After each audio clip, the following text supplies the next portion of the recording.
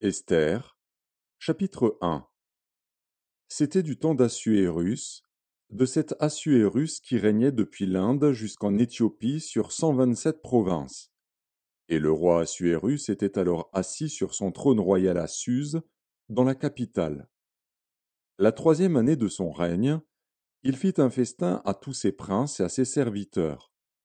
Les commandants de l'armée des Perses et des Mèdes, les grands et les chefs des provinces furent réunis en sa présence.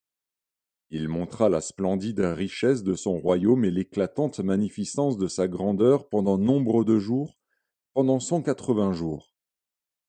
Lorsque ces jours furent écoulés, le roi fit pour tout le peuple qui se trouvait à Suse, la capitale, depuis le plus grand jusqu'au plus petit, un festin qui dura 7 jours, dans la cour du jardin de la maison royale.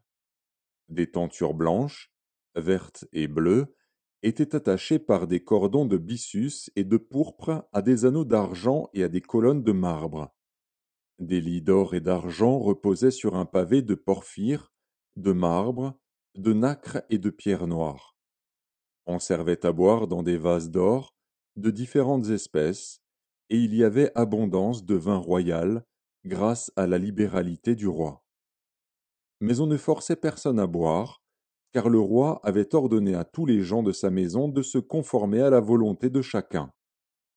La reine Vasthi fit aussi un festin pour les femmes dans la maison royale du roi Assuérus.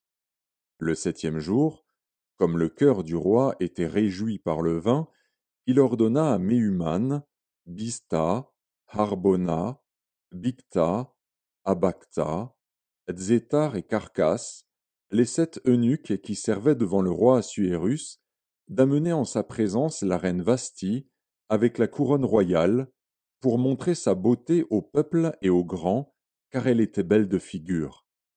Mais la reine Vasthi refusa de venir, quand elle reçut par les eunuques l'ordre du roi. Et le roi fut très irrité, il fut enflammé de colère.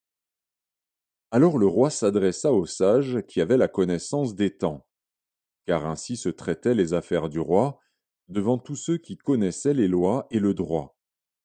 Il avait auprès de lui Karshena, Shétar, Admata, Tarsis, Mérès, Marzena, Mémucan, 7 princes de Perse et de Médie, qui voyaient la face du roi et qui occupaient le premier rang dans le royaume. Quelle loi, dit-il, faut-il appliquer à la reine Vasthi pour n'avoir point exécuté ce que le roi Assuérus lui a ordonné par les eunuques?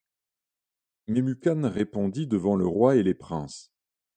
Ce n'est pas seulement à l'égard du roi que la reine Vasthi a mal agi, c'est aussi envers tous les princes et tous les peuples qui sont dans toutes les provinces du roi Assuérus. Car l'action de la reine parviendra à la connaissance de toutes les femmes, et les portera à mépriser leurs maris.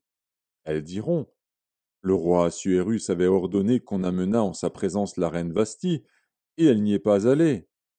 Et dès ce jour, les princesses de Perse et de Médie qui auront appris l'action de la reine la rapporteront à tous les chefs du roi.